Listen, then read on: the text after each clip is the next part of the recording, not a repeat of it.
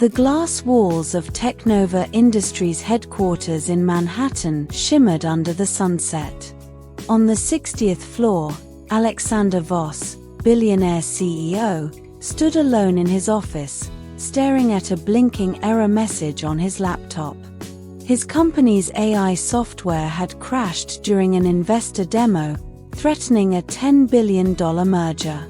Stocks plummeted, and the media circled.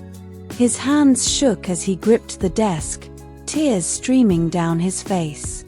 "I failed," he whispered. "Everything, gone."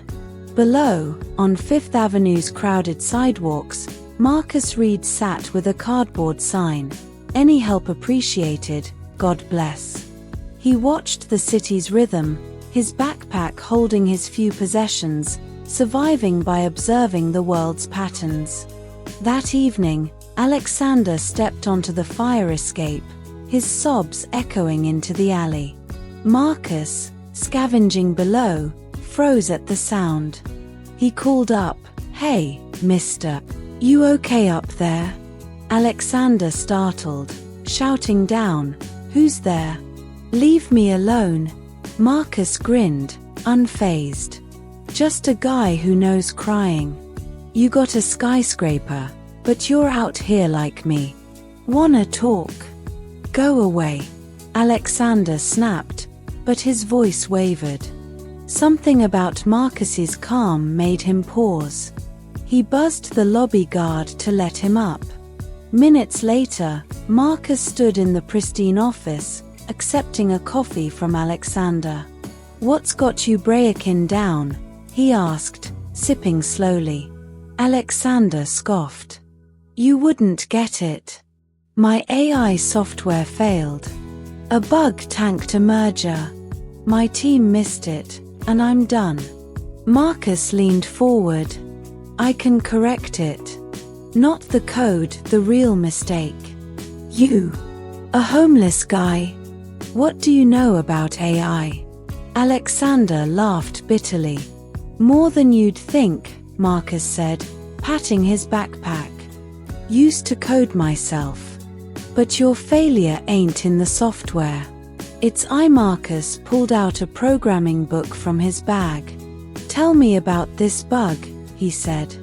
Alexander hesitated, then explained, "The AI miscalculated risk due to a feedback loop amplifying errors. We've tried everything. It's hopeless." Marcus shook his head. "It ain't the code, it's the people. You ask your team why they missed it. Or just yell for fixes." Alexander paused, recalling ignored complaints about burnout.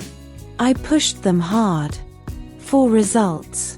Results without trust don't last," Marcus said. "I coded at a startup once. Pushed too hard, burned out, lost everything. The streets taught me, people need to be heard.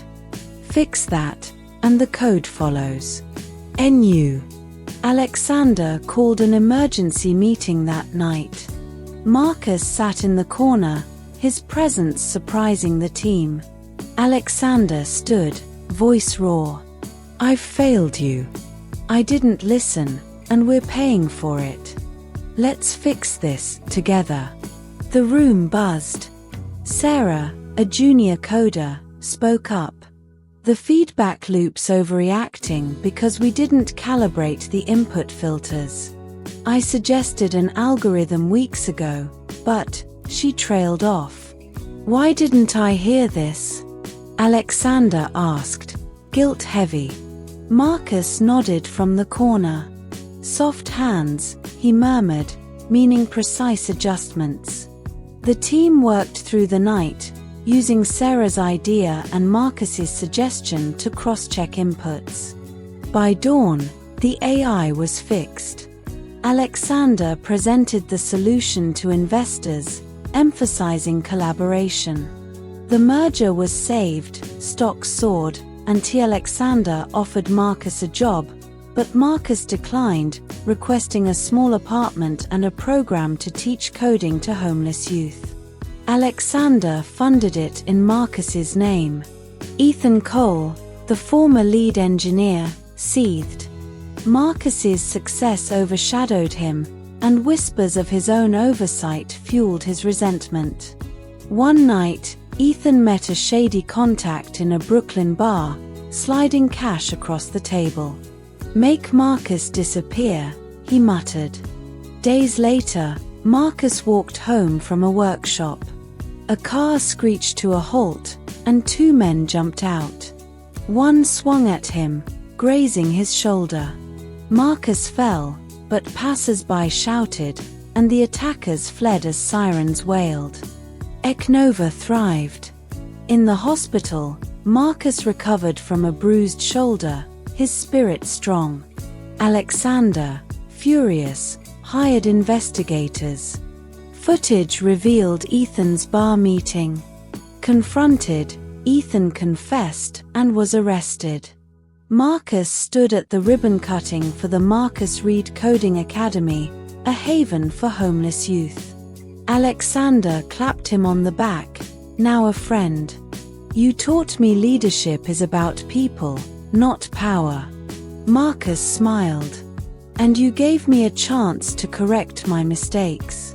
At home, Marcus sat with Lena, his fiancée, planning a quiet Central Park wedding. "The streets took everything," he whispered, "but gave me this, a reason to keep going."